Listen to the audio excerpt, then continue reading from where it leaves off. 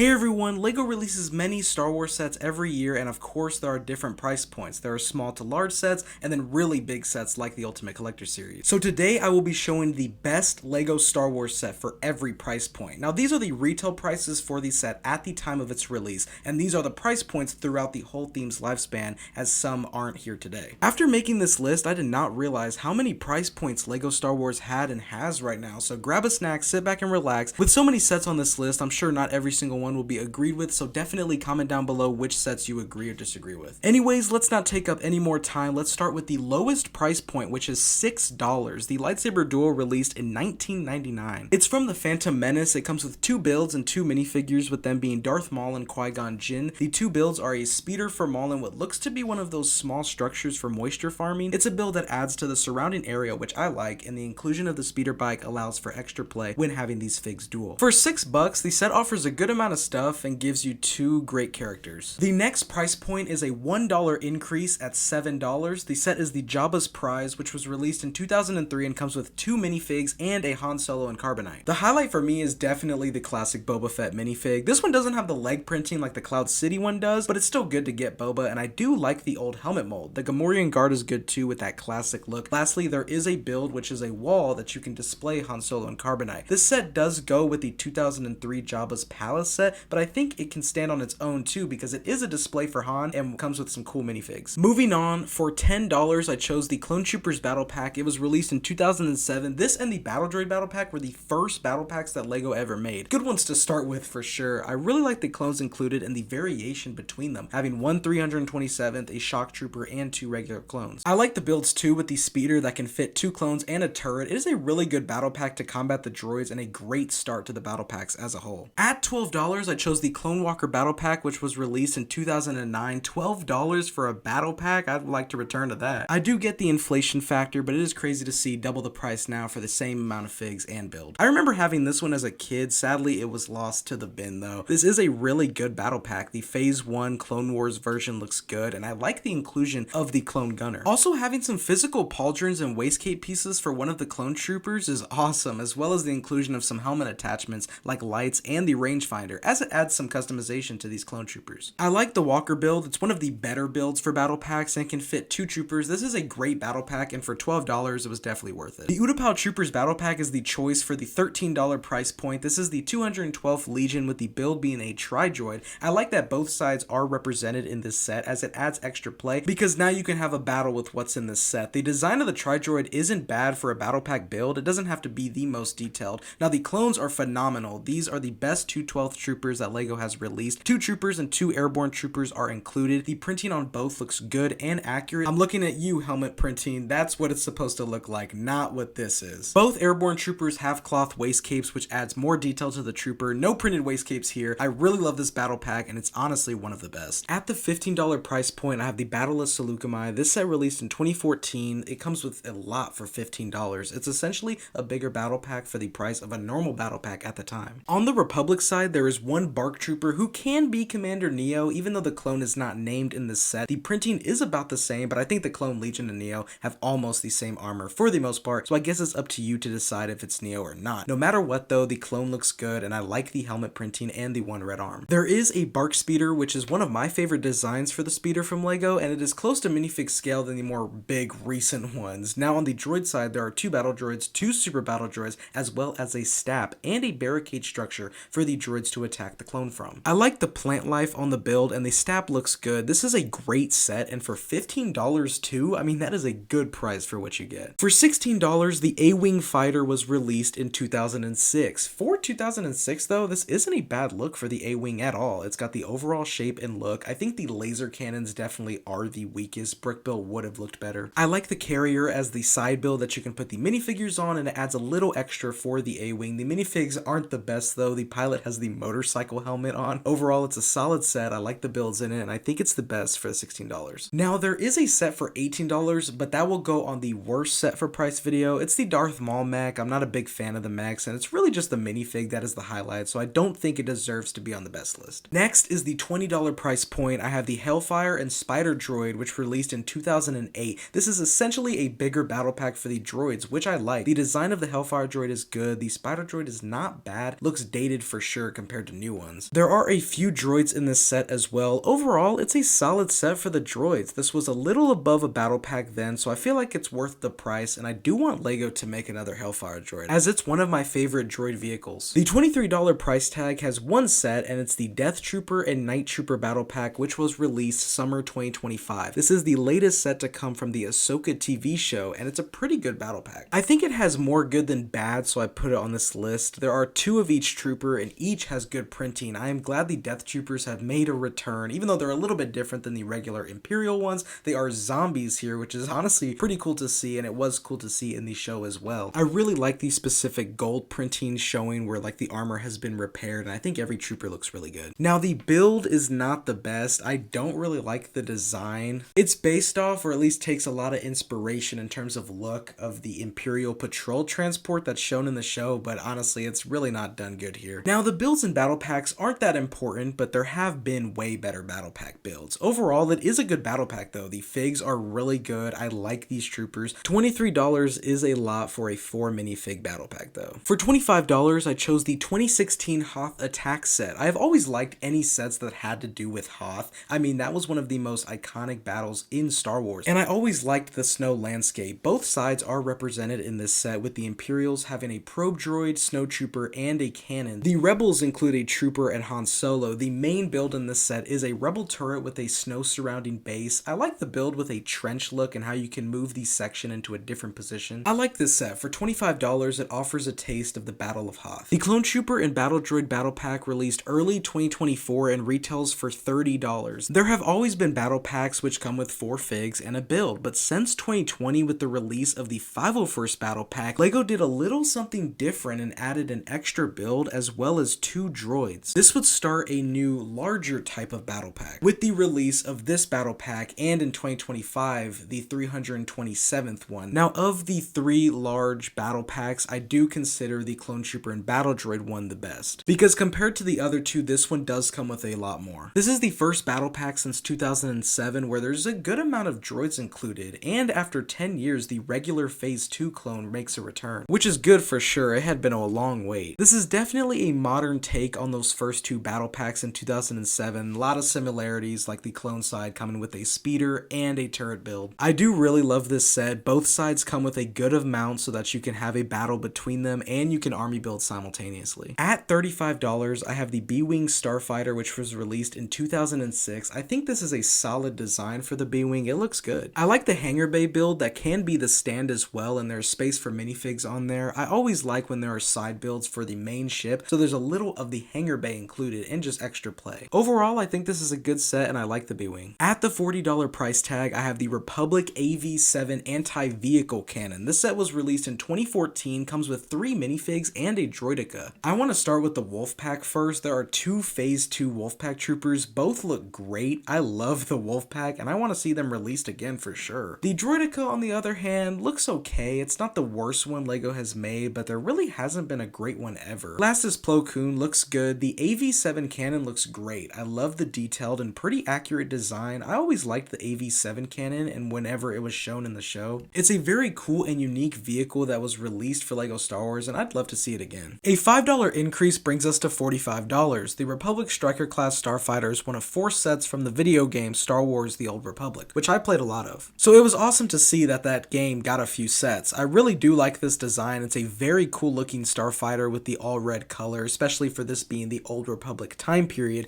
The wing function is nice. It reminds me of the U-wing's S-foils function. The minifigs are awesome characters from the game to get, especially Satil Shan. Overall, I really like this set. Solid minifig lineup, and the Starfighter is good. Next up at $50, I have the 2013 Battle of Hoth. This is a more expanded set and can pair well with the set from earlier. There are 2 trench-like builds for the Rebels, each with a turret. And then on top of that, there is a snow speeder for the Rebels, and it has a pretty good design. For the Imperial side, there is a probe droid, a speeder bike, as well as a cannon for them to use. 6 minifigures are included and a tauntaun. I really like this set. It's another one that gives more of the Battle of Hoth, gives a little bit more this time. The fact that a whole snow speeder is included alongside the trench builds is just awesome. It could have just been released on its own. I mean, the set from earlier was very similar with a trench/turret build, but I think it completes the set and is just the cherry on top. I am a big fan of these Hoth sets. Moving on, the Tantive 4 hallway retails for $55. $65, came out in 2024, and is a 25th anniversary set. The anniversary fig is ARC Trooper 5's, great clone to finally get in LEGO. This is a great design for the hallway, not many studs on top for a smooth look, and it is designed essentially like a diorama without the black base. It looks good on display, and there are a couple of scenes to recreate. Play features are cool and fun. You can knock troopers over with the Technic pieces at the bottom. I like the door function and how it's all on fire when it opens up. Darth Vader and Captain Antilles are included, as well as 2 Stormtroopers and 2 Rebel Troopers, so a good amount of figs. Overall, I really like this set. Build is very good, and the fig selection is great. The 2019 AT-AP retailed for $60. The AT-AP, I believe, was only seen in Revenge of the Sith. It is a very cool walker and is pretty big in universe too. The AT-AP saw a few LEGO sets released. I think this 2019 version is the best all around, with some pretty good minifigures and a good build. The Commander Gree is the highlight minifig here. The printing is great, and I think it's one of the best clone minifigs. I just really like the way Commander Gree looks. There's also a Kashyyyk Scout Trooper. I always liked the Kashyyyk Troopers with the camo look. The AT-AP looks pretty good overall and has space for both clones to be seated in the interior. This is a good clone vehicle to get, especially for it just showing up in one movie, and I would love to see a new version in the future. Perhaps make it a UCS version too, since the vehicle is pretty big in the movie. At the $65 price tag, I have the 2023 TIE Bomber. Before the release, there had only ever been one TIE Bomber released by LEGO back in 2003. Just talking Playsco here, there was, a couple miniature ones that LEGO had made. It had been a long time coming to get another one, and this build is great. It's pretty accurate with some cool play features. Of course, the bombing feature is the highlight for me. It's very fun to do. The minifig selection is good. Admiral Ray Sloan is a character showing up for the first time in LEGO. I had read the books and played Squadrons where she was featured in both, so it is cool to get her as a minifig. There is also a side build that's essentially a cart that can hold extra missiles, and you can place a minifig on there as well. Overall, this is a good set. I really like this TIE Bomber, and especially after 10 years, it was good to get a modern one. Next, at $70, the Darth Maul Sith Infiltrator from 2011 comes with 4 minifigs. There have been different versions of the Sith Infiltrator, with the 2024 one being the most recent. I think this is one of the better ones.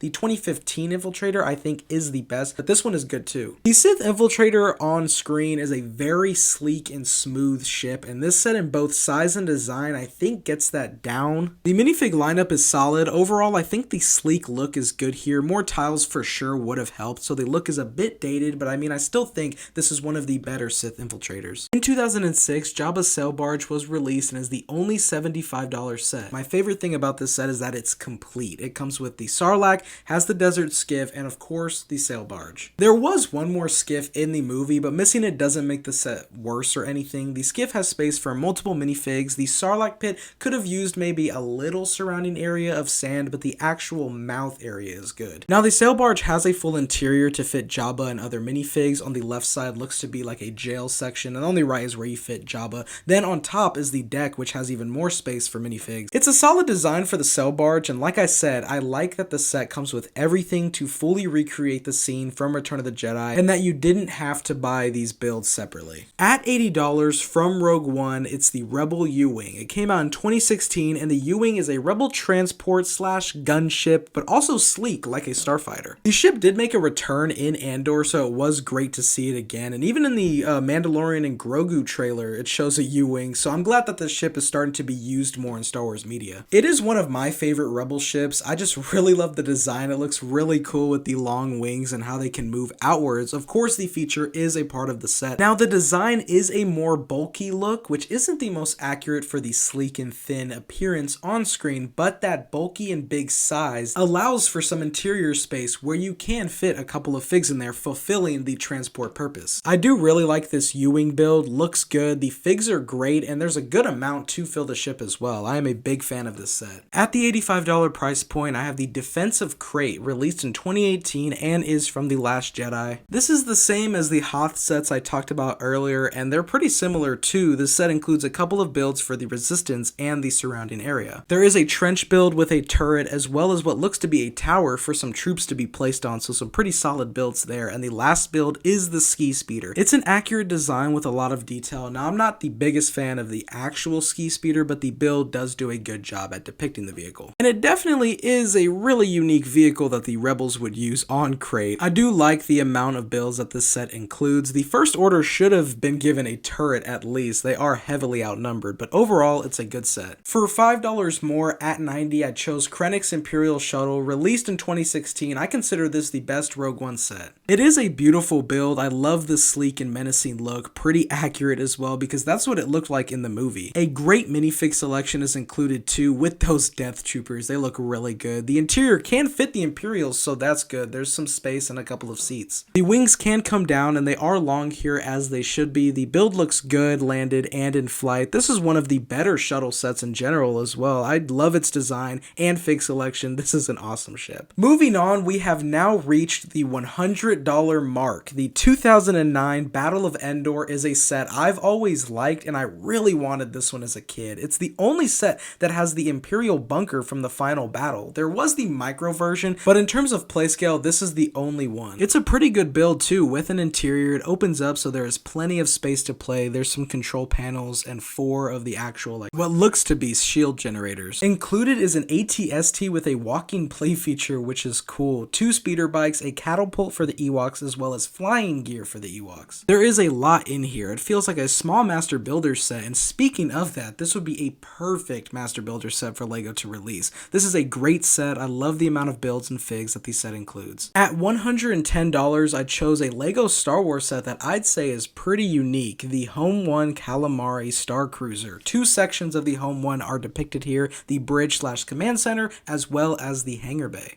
The A-wing included looks good, and it fits perfectly in the hangar bay. I like the hangar bay section. There's like a small crane and plenty of space for the minifigures to work on the A-wing. There's a nice little platform on the right side and some play features. The command center has the main control table in the middle, space for figs, and then the bridge is on the upper level. And I like the detail with the Death Star 2 hologram there in the middle. A total of 6 figs are included, only set that included Mon Mothma, and one of 2 sets to include Admiral Akbar. Also cool to get some Rebel crew members as well. Overall, the set probably does not have the best display value, but there is a lot of playability, and I do like this build depicting a little of the Home One's interior. At $120, the 2013 Republic gunship is the 3rd gunship LEGO has released, and to this day, I consider it the best gunship and one of the best LEGO Star Wars sets. 5 minifigs as well as 2 super battle droids are included. One more clone would have been good. You want clones to fill out the clone vehicle, but the minifigs included are great. It's nice to get the clone pilot, and I really do like the movie version Phase 1 clones. The gunship looks phenomenal. The size is good too, with space for figs as well as the speeder bike included. I feel like that's what lacked from the most recent gunship. There was no extra build to fill some of the compartments. Now here, there's no extra build either to fill like the front compartments, but at least there is the speeder bike. There's also some space in the front for a minifig to fit. This is such a great set. I absolutely love this gunship, the detail it has with the ball turrets and the missiles on top. At $120 for what you get, the figs and the build, I think this is for sure worth the price. A $10 increase brings the price point to $130. This set is Darth Vader's castle, which first appeared in Rogue One, but later would show up in the Kenobi show. It has a full interior on multiple floors. The bottom floor is a hangar bay, which holds a small scale TIE Advance that's included. A pretty good build. I like sets that include a,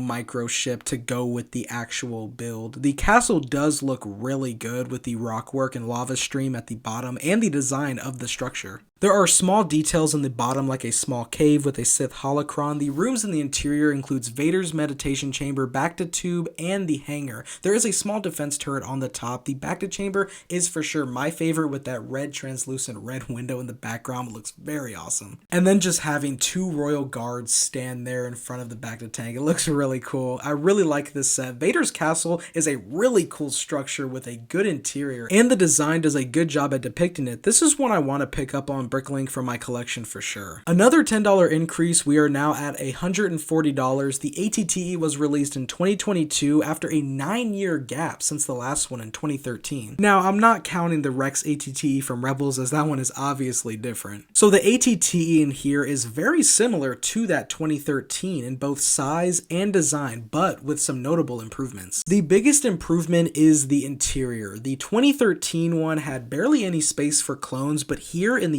front and back, there are seats for clones. The overall look of the AT-AT looks better as well. The leg designs are an improvement. Now on the minifig side, the first ever Phase 2 Cody is included. I like the fig, printing is good, maybe a custom visor would have been awesome, but I'm not disappointed by it. A new clone gunner is in the set too, and 3 212 troopers. So I do like the amount of clones that come in this set, so you can fill that new interior. Now on the droid side, there is a dwarf spider droid and 2 battle droids included. This set is based on Utapau, so the crab droid would have made much more sense, but at least the droids here aren't as outnumbered, yet they still are. But getting a crab droid in the future definitely would be something I'd like to see. The AT-AT is an upgrade for sure. The fig selection is really good, and overall a great set. The 2015 Millennium Falcon released in 2015. It retailed for $150. This is the 4th Playscale Falcon and the first to come from the sequels. It has the rectangle dish as the circle was taken out in Return of the Jedi. Like all the other Playscale Falcons, the top opens up to reveal a full interior with plenty of space for the minifigures, lots of details inside. The exterior looks good with the dark tan and red accent colors. Overall, I think this is a great Playscale Falcon in both build and figs combined. For $160, I have another sequel set. It's the First Order Star Destroyer. This set came out in 2017. It follows the same function design as the other Playscale capital ships, where the top opens up to reveal a spacious interior. I do like the way this interior is structured compared to the other ships. There is a section with control panels on the right, and there's space on the other side as well. I also like that there is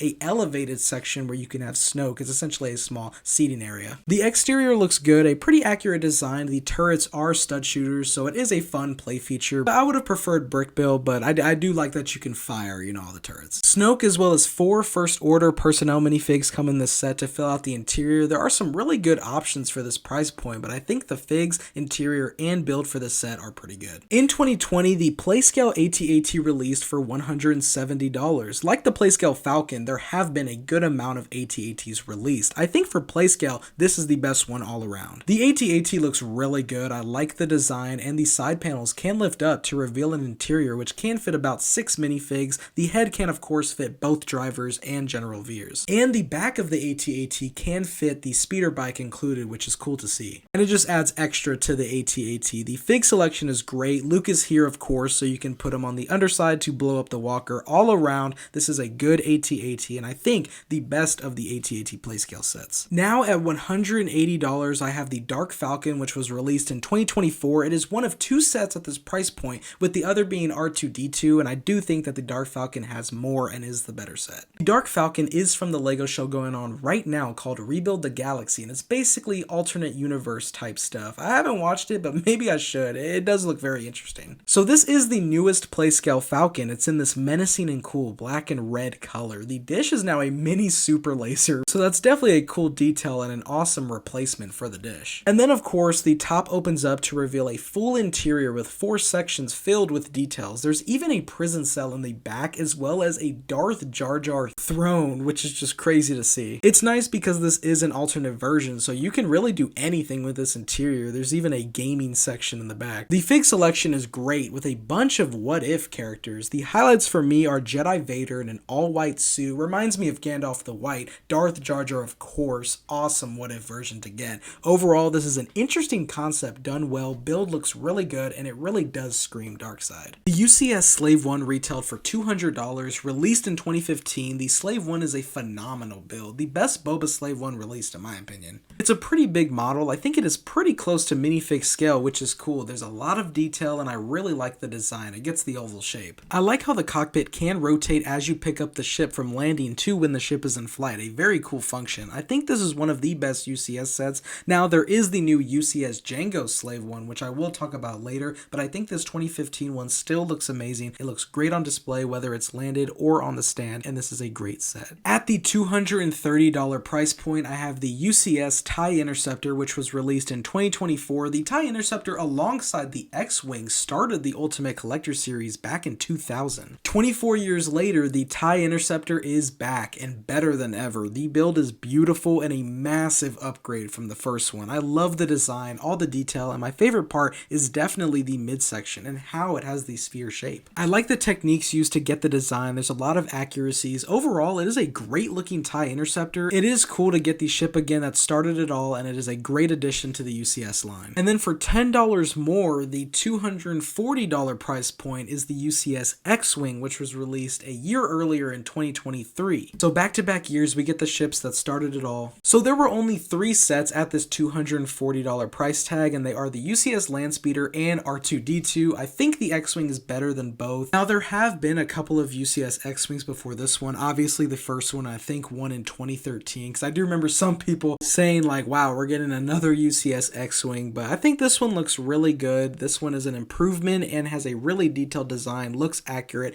looks good on display, and I do really like this build. And I'd say it comes with the best Luke Skywalker pilot minifig with those dual molded legs. In 2009, the Republic dropship with AT-AT released and retailed for $250. It's one of the best LEGO Star Wars sets ever, in my opinion, and the best Clone Wars set. I am a huge fan of combo sets. The AT-AT looks good, has plenty of seats for clone troopers. The dropship looks great. I think it's the highlight of this set. I love the design, the decal on both sides on the front, and of course, one of the coolest play features and functions, being able to pick up and drop off the walker from the dropship. I mean, that is just so awesome to be able to do, and I am glad that both came in the same set. On top of all that, there's 6 clones and 2 pilots to fill both vehicles. I love this set. I consider it a legendary LEGO Star Wars set, and these are 2 vehicles that I would love to see again. The UCS Imperial Shuttle retailed for $260 and was released in 2010. It is one of my favorite LEGO Star Wars sets, and I think it's one of the best UCS sets too. It is like perfect, if not near perfect. The design is phenomenal and accurate. There are barely any studs, giving it a very sleek and smooth look. And I think because of that, it doesn't look as dated. This is an amazing display set, and I just love the way this Imperial Shuttle looks. And the size is huge, so it is a focal point in a collection. I like the wing function and the option to display it in flight or landed. And the minifigure selection is pretty solid. I mean, I feel like even today it holds up. It is an amazing set. I absolutely love it, and this is honestly my dream set. It's a very expensive set right now, so I don't know if I'll ever get it. You know, my hope is that LEGO releases another, but I mean, yeah, this is one that I want really badly. Moving on to the $270 price tag, I have the 2002 UCS Star Destroyer. For 2002, this build looks pretty good. I know it's dated, and there's the 2019 version,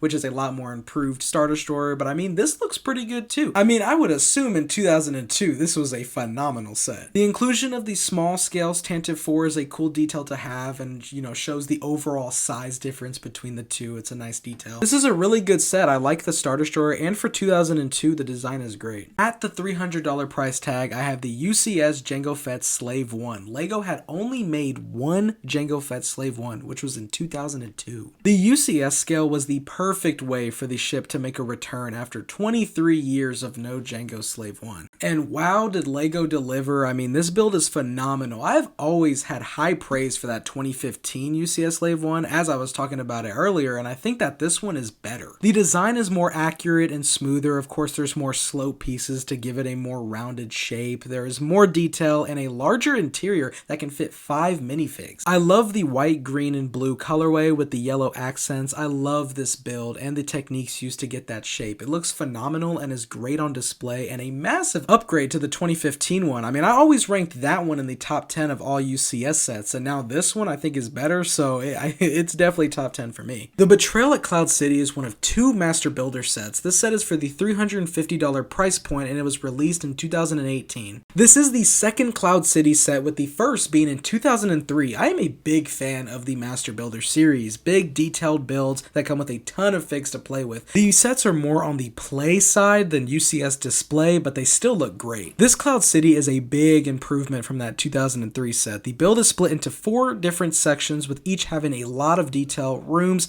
and opportunities to recreate scenes from The Empire Strikes Back. There is plenty of space to fit all 21 figs. There are also 2 vehicles included, with them being the Slave I and a Cloud Car. The Slave I has a good design since it is a smaller scale for the build, and I really do like the Cloud Car design. Overall, this is a great set. 21 minifigs is a great amount. The 2 vehicles add extra play and can fill that landing pad so it's not left empty. I like the 4-section design. It does a great job depicting the rooms of Cloud City, and there is a ton of detail in each. For $400, I have the second Master Builder series set, the Mos Eisley Cantina. It's the latest Master Builder set, with it having been released in 2020, and it is a phenomenal set. This set comes with a lot, and it really brings Mos Eisley to life. The Cantina is a great design with lots of detail, and it can open up to reveal an interior with multiple seats for figs and a detailed bar section. Outside of the Cantina, there is a side structure with what looks to be a shop area, and it can connect to the main building. It's an extra piece to the set that adds to the surrounding area, which I really like. A V-35 speeder is included, and it's a pretty accurate build. I know it doesn't show up for a long time in A New Hope. It's really just here in Mos Eisley, but it's a great speeder to get. I do really like the design, and I'm glad it's included. A dewback can be placed outside, and I love the animal mold. On top of all of that, there are 21 minifigures to display and play with, and it adds a lot of life to the builds. This is just an amazing set that comes with a lot to play with, and I am sad that I missed out on this one. The Master Builder series is honestly a great line, and I want LEGO to continue it. There's just so many set possibilities to add. The UCS Millennium Falcon retailed for $500. I remember as a kid, I wanted this one really badly. This was the biggest set up to that point, over 5,000 pieces, which nowadays, I mean, we get one almost every year.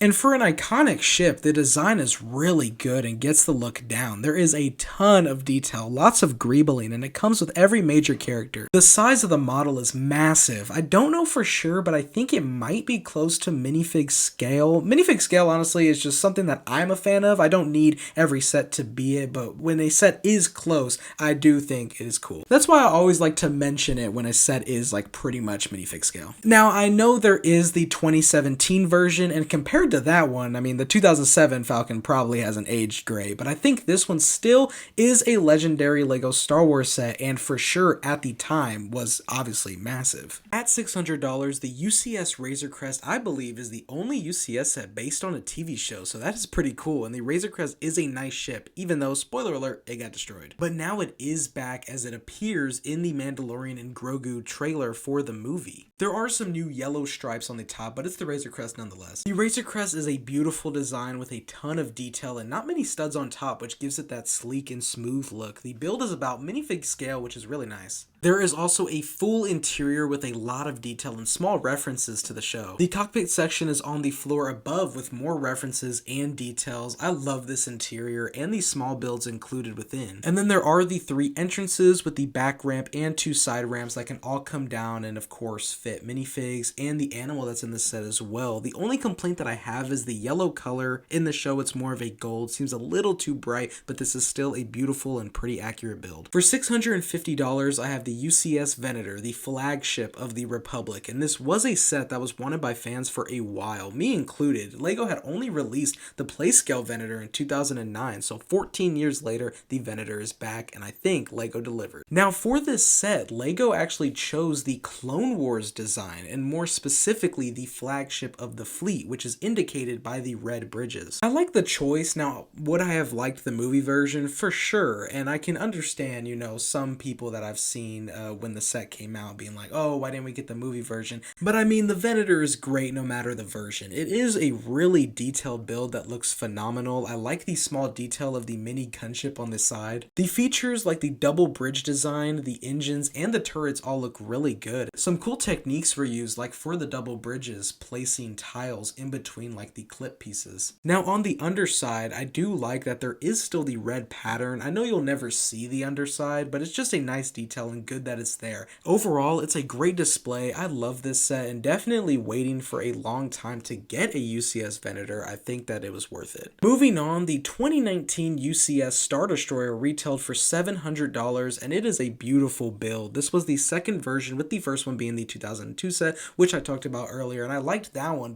And this is a nice improved version with a more modern design, a lot more detail. It looks really good. I mean, no matter what angle that you look at it, it just looks really good. And like I was talking with the Venator, the features on this set look good as well. The engines, the bridge, I really like the brick-built turrets as well. Like the 2002 version, there is a small-scale Tantive 4 build that connects to the Star Destroyer, and it can be put on the underside as well, just like in the movie. I mean, this is a phenomenal looking small-scale Tantive 4 as well. It's a very accurate look. This is one of the best UCS sets to me, and definitely an upgrade from that 2002 one. This Star Destroyer really does look phenomenal. At $850, I have the UCS AT-AT. I consider this the best LEGO Star Wars set ever. I mean, it is a great design with a really detailed and accurate exterior. It's a big model and it's pretty sturdy too. And then underneath that exterior is a full interior that can fit over 40 troopers. I mean, that is actually insane and so awesome. There is also space for 4 speeder bikes in the back, 2 on each side. In the head of the AT-AT, there is of course space for the 2 drivers and General Veers. I am just a huge fan of how big this interior is. You can also fit the turret that's included in here. I mean, this really is a troop transport, and I'm glad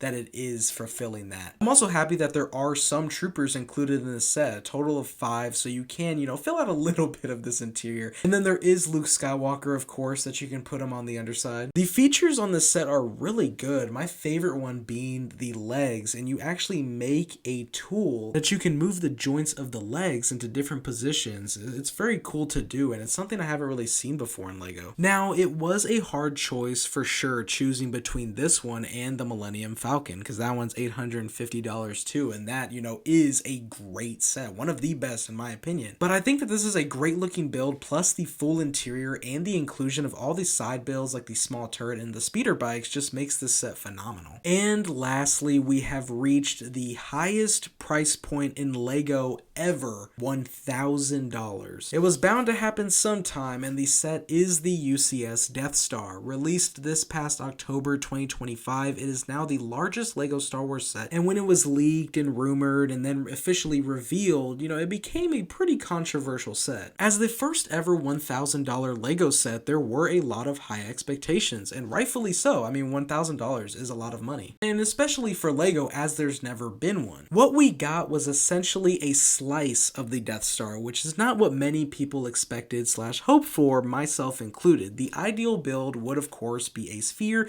and the panels would, come down to reveal a full interior, or I guess the ideal build would just be the sphere so it actually looks like the Death Star. That was what I was hoping for. Even if it was just half a sphere, that would still be great, because then at least you have 2 displaying options. You would have the accurate sphere shape on one side as well as the full interior. And then with that half exterior, there is the opportunity to add some small scale ships too, an X-Wing, a TIE Fighter, and there could be a section for the trench run. I'm honestly not the biggest fan of the flat slice look of the build, and I am disappointed that that's what LEGO ended up doing. Now, I have been talking down on the set so far, and I'll talk about the positives now, because I do think that this is a good set. Not perfect by any means, but there are things I like about it. Starting with the interior, which is of course the main attraction of this set. It looks really detailed, and I like all the rooms that recreate various scenes and to display the 38 minifigures that are in this set. It's only fair that you pay the highest price, you get the highest minifigure count. Now, I do wish that some of the figs were better, like dual molded legs and such. I think the Hot Tub Trooper is the only one with dual molded legs, but still a great amount of figs. I do like the small scale Imperial shuttle build. It looks great, and I mean, it is a good display as the interior is the main focus. Now, it is overpriced for $1,000, and for that big of a price, I mean, the set just has to be near perfect, and it just isn't. Like I said, a half sphere would have been better. Now, I wouldn't put this set on the worst set for every price point, because I do think that overall this set is good. It's not great, and since it was released, it has grown on me a bit. I mean, overall, as the first $1,000 set, it is disappointing, but the interior looks great, and since that's the main focus, it does look good to display, and the amount of minifigs is great too. And it's got me thinking, I wonder what the next $1,000 LEGO set will be. And that is the best LEGO Star Wars set for every price point. Like I said in the intro, I honestly did not realize how many price points that have existed for LEGO Star Wars. It was definitely fun to make this list. So definitely comment down below which sets you like, and if there's any sets on this list that you disagreed with. I always like seeing what sets that you choose. Definitely definitely lightsaber slash that like button and hit subscribe with the bell on so you know when I upload. Thank you so much for watching. I hope you all have a great day, and until next time, peace.